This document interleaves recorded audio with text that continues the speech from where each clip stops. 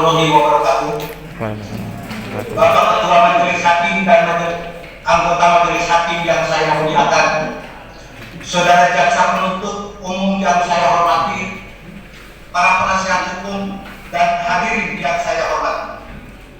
Pertama-tama saya ingin menyampaikan ucapan terima kasih kepada Yang Mulia Majelis Hakim atas kesempatan yang diberikan kepada saya berkaitan dengan tuntutan yang saya alami saat ini, di mana saya diajukan di hadapan persidangan. Saya yang diperiksa puluhan kali selama berbulan-bulan tanpa didampingi pengacara. Bahkan saya yang tidak tahu apa-apa tentang akad kredit BJB tahun 2015 diintimidasi, bahkan sudah mengalami kerugian hampir kurang lebih 1 miliar. Penyidik Kejati Banten harusnya tegas menyarankan agar saya didampingi pengacara, supaya saya merasa ada upaya pembungkaman dan kriminalisasi terhadap diri saya. Karena saya mengetahui dan merasakan perbuatan tercela oknum-oknum Kejaksaan Tinggi Banten yang sengaja dengan cara melawan hukum mencari keuntungan pribadi. Majelis yang mulia, dalam perkara ini saya sampaikan bahwa saya sama sekali tidak tahu menahu tentang adanya akad kredit yang diajukan oleh saudara Dera Ataria Jaya di BJB Cabang Tangerang pada tahun 2015 silam, apalagi menikmati uang hasil pencairan kredit tersebut. Saya pun tidak tahu adanya akad kredit saya baru tahu adanya akad kredit sejak ada undangan dari Kejati Banten, kalau tidak salah pada akhir Mei tahun 2020. Majelis Hakim yang mulia, saya ajukan di ruangan sidang ini, karena dituduh membuat SPK palsu, yang saya sendiri juga tidak tahu siapa yang membuatnya. Bahkan dalam fakta persidangan, debitur maupun pihak bank yang harus bertanggung jawab tidak tahu siapa pembuatnya.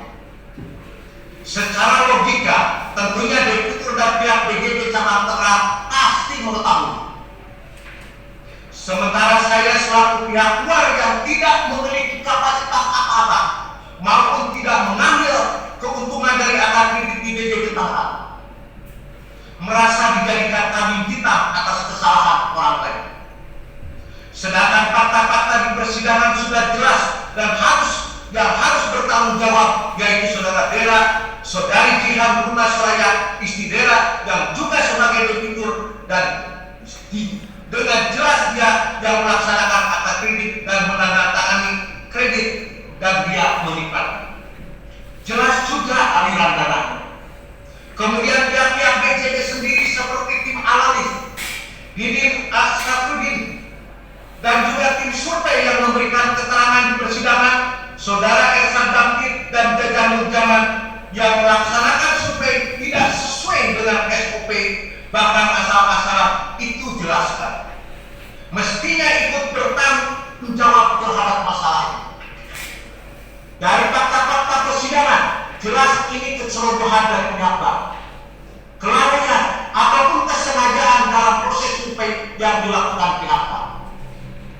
Dan akad kredit itu jelas ada rekayasa, tapi mengapa ini tidak dijadikan dasar penyidik sehingga saya dan mungkin orang-orang luar di sana bertanya dan selalu bertanya, ada apa dengan mereka?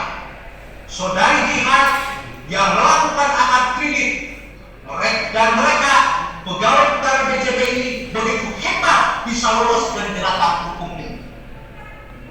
Majelis Hakim yang mulia dan JPU yang saya hormati, hingga persidangan menjelang tuntutan tidak ada satu orang pun yang tahu siapa pembuat SK palsu ini.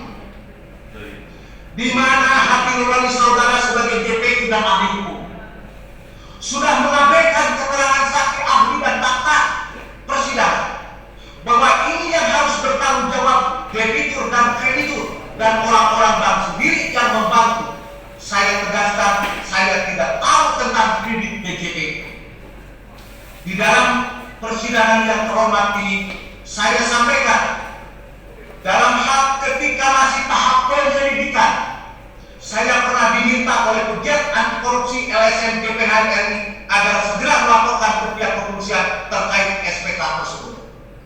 Namun karena kurangnya saya tentang pemahaman hukum, saya abaikan saat itu karena saya merasa tidak pernah membuat SPK tersebut sebagaimana yang dituduhkan kepada saya. Untuk selanjutnya, saya memang pernah menerbitkan berkas yang dimasukkan ke dalam amplop yang diberikan kepada saudara Wewan, pegawai Ibu Juan, dan adik adiknya saudara Jody, suami dari Ibu Juan itu. Di dalam persidangan yang terhormat ini, kiranya majelis yang mulia sudi untuk mencari tahu bahwa berkas yang saya titipkan kepada saudara Wawan dan adik itu isinya berupa surat rekomendasi untuk mencari dukungan dan untuk mendapatkan barang dari pabrikan dan konsorsium. Barang-barang ATK untuk operasi yang pernah ditawarkan oleh saudara Kunto. Jadi berkas yang dititipkan kepada saudara Wawan dan adik itu, saya tegaskan, bukan SPK yang kemudian menjadi barang bukti oleh JPU untuk membuat dakwaan dan tuduhan kepada saya. Majelis Hakim yang mulia dan JPU yang saya hormati, kiranya sudi menjadi pertimbangan bahwa sejak tahun 2006 sampai 2019 saya sebagai pengelola DASA, menjadi PPK dari 2008 sampai 2019, sebagai manajer BOS dari 2020 sampai 2019, dan lain-lain dari anggaran APBN yang puluhan bahkan ratusan miliar rupiah. Ini pekerjaan yang sangat berat. Tetapi karena tugas ini alhamdulillah saya laksanakan demi pengabdian dan sudah menjadi tugas dan fungsi saya dengan selalu berpedoman pada aturan dan mentaati semua aturan yang ada, alhamdulillah tanpa ada masalah berat apalagi harus sampai ke ranah hukum seperti ini. Lalu untuk apa saya harus sampai membuat SPK palsu sebagaimana yang dituduhkan di dalam persidangan ini? Dan apa juga untungnya buat saya jika sampai harus membuat kebodohan seperti itu? Majelis Hakim yang mulia, mohon sudi kiranya untuk dijadikan bahan pertimbangan, di mana selama menjabat sebagai abdi negara yang dulu adalah Deputi di Kabupaten Sumedang diangkat CPNS 1 Februari 86 hingga sekarang saya masih berstatus ASN. Saya juga selalu membantu aparat penegak hukum guna mendukung program pemerintah dalam pemberantasan korupsi, fungsi dan melakukan sosialisasi dan pemahaman hukum bersama kejaksaan dan kepolisian di lingkungan SKPD kami dan SKPD yang lain. Majelis Hakim yang mulia, sudi kiranya tahu bahwa gambaran perjalanan hidup saya bekerja, saya pernah dijadikan 4 OTT oleh Kejagung untuk menangkap orang-orang yang mengaku jaksa dari Kejagung yang memerkas para pejabat di daerah. Dalam operasi itu berhasil, alhamdulillah, pelaku berhasil ditangkap dan dipenjarakan. Atas keberhasilan waktu itu saya dipindah ke ruangan yang dalam hal ini waktu itu adalah jam intel Kejagung dan saat itu dijabat oleh almarhum Bapak Aminsa. Kepada saya beliau menyampaikan terima kasih dan penghargaan atas nama institusi lembaga Kejagung. Beliau menyampaikan ucapan terima kasih itu karena saya telah bersedia untuk dijadikan umpan dalam OTT terhadap jaksa gadungan. Saksi hidup mengetahui dan ikut dalam keterlibatan tentang pelaksanaan OTT ini. Saya yakin masih ada dan masih aktif bekerja di lingkungan pidana.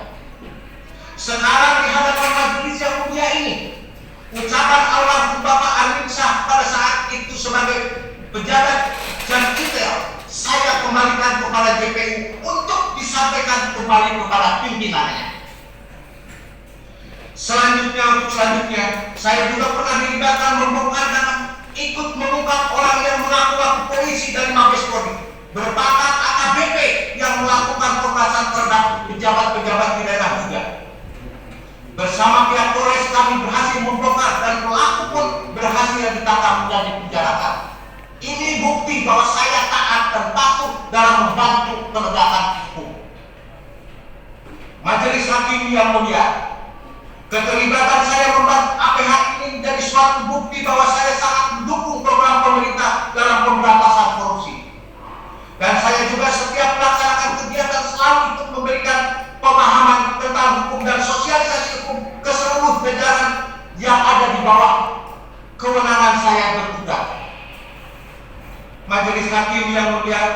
dalam persidangan yang terhormat ini, dengan kerendahan hati saya mohon dengan sama, berilah saya kesempatan untuk meneruskan pengabdian saya sebagai ASN yang tinggal beberapa bulan lagi saya mengabdi dan akan memasuki masa pensiun, di mana saat ini karir ASN saya yang dirintis 35 tahun silam sudah hancur karena dijerat perkara yang saya sendiri tidak memahaminya. Saya sangat tertekan karena dengan masalah yang saya hadapi di rumah tangga kami pun hancur. Bahkan saudara-saudara juga bertanya-tanya dan ikut menjauh, sehingga di dalam ketidakberdayaan ini saya harus berjuang menanggung beban yang teramat berat di seorang diri. Majelis hakim yang mulia dan saudara GPU yang saya hormati, berkaitan dengan masalah ini, masa depan saya dan nasib saya terancam hancur, padahal saya tidak melakukan perbuatan melawan. Berilah saya juga, bahkan saya juga sudah mengalami kerugian yang amat besar materi maupun materi. Karena sejak bulan Mei 2020 hingga 2021, hampir dalam seminggu 2 kali bahkan ada 3 kali ke Kejati Banten dipanggil oleh penyidik. Bahkan pada waktu hari libur pun terkadang diundang untuk bertemu penyidik. Di hadapan penyidik saya ibarat orang yang bunuh, harus mengikuti kemauan aturan mereka walaupun tidak sesuai dengan kenyataan. Dengan hati nurani, dengan diiming-imingi saya aman, asal harus mengetahui, harus mengikuti skenario dari orang-orang intel waktu. Termasuk pula di antaranya ada oknum penyidik yang minta macam-macam, seperti salah seorang penyidik dari mereka lagi beban telepon saya terus itu meminta untuk disediakan perempuan hotel. Mohon maaf, ini saya buka aib ini. Dan juga minta uang itu sudah biasa karena rutin ATM pemeriksaan. Mohon maaf dan mohon maaf, bukan jaksa-jaksa yang ada di ruangan sidang. Dalam situasi itu, saya seolah-olah tidak ada harga diri lagi di mata mereka. Di mana suatu ketika ada oknum penyidik yang mulia, saya diminta bersujud di kakinya karena katanya nasib saya berada di tangannya. Untuk itu, sudi kiranya yang mulia menjadi tahu. Andaikan waktu tahapan penyelidikan dan penyidikan saya tidak mengikuti skenario jaksa penyidik, mungkin saya tidak akan jadi terdakwa di sini di hadapan yang mulia. Yang mulia majelis hakim dan segala kebobrokan selama tahapan penyelidikan dan penyidikan yang tidak terpaksa saya ungkapkan di hadapan yang mulia, sepahit apapun itu,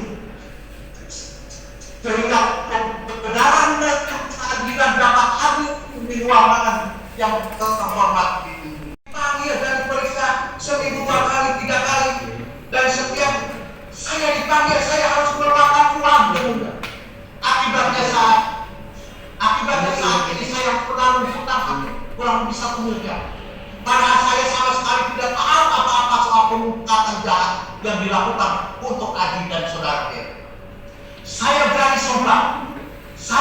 bersumpah demi Allah yang mulia, saya tidak terima dengan tuduhan dan tuntutan JPU yang telah melukai rasa keadilan. Allahu Akbar, Allahu Akbar, Allahu Akbar.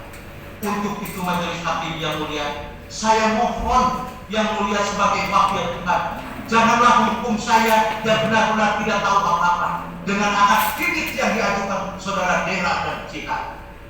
Saya mohon yang mulia majelis hakim, jangan hancurkan nasib dan masa depan saya yang tidak lama lagi akan memasuki pensiun pada bulan Agustus 2023.